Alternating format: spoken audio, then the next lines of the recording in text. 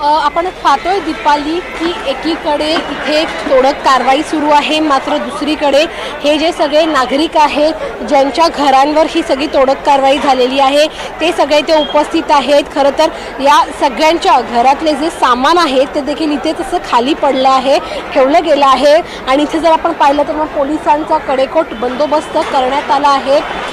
आणि हा जर आपण संपूर्ण परिसर पाहिला तर मग हा संपूर्ण रेल्वेचा परिसर आहे आणि या रेल्वेच्या परिसरामध्ये इथे पोलिसांचा कडेकोट बंदोबस्त करण्यात आला आहे आणि पुढचे 5 दिवस ही जी कारवाई आहे ती अशीच सुरू राहणार आहे। इथे पोलिसांनी काही जे नागरिक आहेत इथले ज्यांच्या घरावर कारवाई झाली आहे त्यांना इथे बसवून ठेवलं आहे, महिला असतील पुरुष असतील। खरं तर पोलीस इथे यांनी इथे पट्टी देखील लावले की कोणीही बाहेर जाऊ शकत नाही, परंतु आपण बाहेर जाण्याचा प्रयत्न करूया आणि इथले जे नागरिक आहेत त्यांच्याशी संवाद साधण्याचा प्रयत्न करूया। दादा काय सांगाल तुम्ही, पोलिसांनी कारवाई केली आहे, नोटीस दिली होती का? नाही, नोटीस नाही मिळाली। अभी बताइए मॅडम काय उपयोग नाही सांगू, हे बघा रोड बसले कोणी काय आहे, काय उपयोग आहे सांगू होती का तुम्हाला? कुठे दिला होता, नाही दिला होता, काय पण नाही दिला होता। उगाच म्हणणं आहे की तुम्ही इथे अवैध पद्धतीने राहत होतात, इल्लीगल पद्धतीने राहत होतात। 55 वर्ष झाले, 55 वर्ष की त्याला काय सांगते 55 वर्ष काय उपयोग नाही आहे, हे रोडवर बसले सगळे। आपण पाहतोय की संतप्त प्रतिक्रिया जी आहे नागरिकांची ती आपल्याला पाहायला मिळत आहे की ही जी एक बाई होती ती इथे गेली 55 वर्ष राहत होती आणि इथे आता तिला तिच्या परिवाराला बाहेर काढलं आहे। पोलीस देखील खरं तर ही जी एक चौकट आखली आहे त्या चौकटांच्या पुढे कोणालाही जाऊ देत नाहीये, माध्यमांना देखील जाऊ देत नाहीयेत। मात्र इथे काही महिला असतील पुरुष असतील त्यांचा रोष जो आहे पोलिसांच्या प्रती तो आपल्याला पाहायला मिळतोय, कारण का कुठल्याही पद्धतीची नोटीस न देता त्यांना अचानकपणे त्यांच्या घरांवर ही कारवाई केली गेली असल्याचं त्यांचं म्हणणं आहे। आणि त्यामुळे आपण इथे पाहतोय की एका प्रकारचा राग जो आहे तो इथे सगळेजण व्यक्त करतात, कारण त्यांच्या घरातलं जे सामान आहे ते सामान देखील इथे असंच ठेवलं गेलं आहे।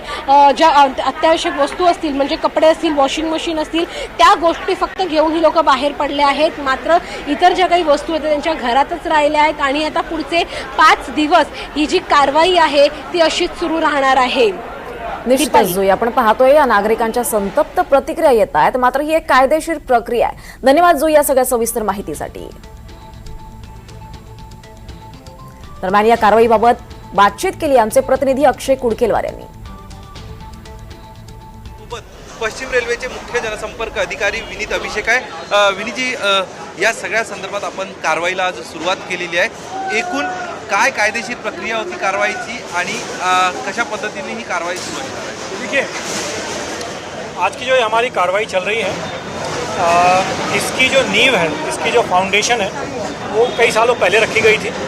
2017 के पहले से ही हम कोशिश कर रहे थे पीपी एक्ट के थ्रू ये एविक्शंस हो। फाइनली 2017 के एंड में बात माननीय हाईकोर्ट पहुंची, मल्टीपल लीगल हियरिंग्स हुए, कोर्ट हियरिंग्स हुए, सभी पार्टियों को सुना गया और फाइनली 29 अक्टूबर 2026 यानी कि पिछले महीने के एंड में माननीय हाईकोर्ट ने हमारे फेवर में जजमेंट दिया। माननीय हाईकोर्ट की जजमेंट बहुत स्पेसिफिक है, बहुत क्लियर है।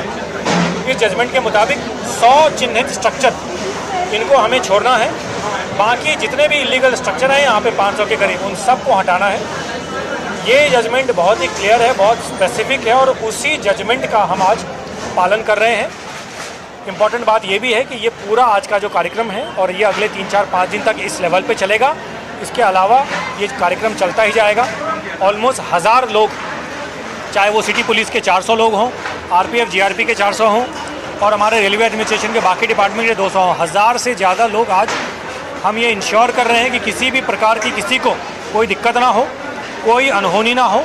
सारे लीगल प्रोटोकॉल्स जो हमारे इस एक्टिविटी करने के जो प्रोटोकॉल्स है, जो नियम है वो फॉलो करें, किसी को कोई दिक्कत ना हो और हम ये पूरा का पूरा जो कोर्ट का मैंडेट है वो हम पूरा कर पाएँ। सर, लेकिन बार बार इसके पहले भी कई बार ये कार्रवाई की जा रही थी, लेकिन यहाँ के जो स्थानीय लोग हैं जिन्होंने अवैध रूप से ये पूरी झोपड़पट्टियाँ खड़ी की है वो विरोध करते थे और आपको वापस लौटना पड़ता था। आज आप खाली हाथ वापस नहीं लौटोगे? देखिए, बहुत ही, एक तो आपके द्वारा मैं सभी को बताना चाहूँगा कि हमें बहुत सपोर्ट मिल रहा है हमारे यात्रियों का, स्टेट गवर्नमेंट का, डिस्ट्रिक्ट एडमिनिस्ट्रेशन का, सिटी पुलिस का एक जॉइंट एक्सरसाइज है। सभी जो कंसर्न यहाँ पे स्टेक होल्डर्स हैं गवर्नमेंट के, एक साथ हम ये कार्रवाई कर रहे हैं। जैसा मैंने बताया, इस कार्रवाई की तैयारी 9-10 साल से चल रही है और प्रॉपर कोर्ट हियरिंग होने के बाद माननीय हाई कोर्ट के आदेश के मुताबिक हम ये पूरी कार्रवाई कर रहे हैं। अभी तक सभी का सपोर्ट मिला है, कहीं से कोई इशू नहीं हुई है। आपके द्वारा मैं सभी तक ये पहुंचना भी चाहूँगा और ये कहना चाहूँगा कि ये कोर्ट के आदेश का हम पालन कर रहे हैं। अगर कोई भी इस आदेश के पालन में अवरोध पैदा करता है तो वो डायरेक्टली इसका ये मतलब होगा कि वो कोर्ट की अवमानना कर रहे हैं और कोर्ट का जो मैंडेट है उसको एग्जीक्यूट करने में अवरोध पैदा कर रहे हैं। तो उसके खिलाफ जो है लीगल एक्शन, वो हम और आप जानते हैं, भली भांति जानते हैं कि वो लीगल एक्शन क्या होता है, वो किया जाएगा। ते या ठिकाणची बांधकामं सोडली तर उर्वरित सगळे 500 जे स्ट्रक्चर झोपडपट्ट्या आहेत त्या जमीनदोस्त केल्या जाणार आहे।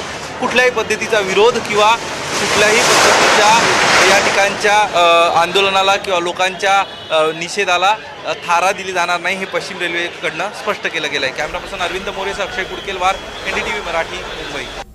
वळत पुढच्या बातमीकडे। बातमी नागपूरमधून आहे। भारतीय जनता युवा मोर्चाच्या वतीनं राष्ट्रसंत तुकडोजी महाराज नागपूर विद्यापीठ परिसरात आंदोलन केलं जात आहे। विद्यापीठाकडून ढिसाळ, वेळकाढू आणि भोंगळ कारभारानं सर्वसामान्य विद्यार्थी त्रस्त असल्याचा भाजप युवा मोर्चाचा आरोप आहे। विद्यार्थ्यांचे निकाल रखडणं, परीक्षांमधला सावळा गोंधळ आणि प्रशासकीय अनास्था यामुळे हजारो विद्यार्थ्यांचं भविष्य टांगणीला लागलंय, असा आरोप सुद्धा भाजपनं केला आहे। Yeah!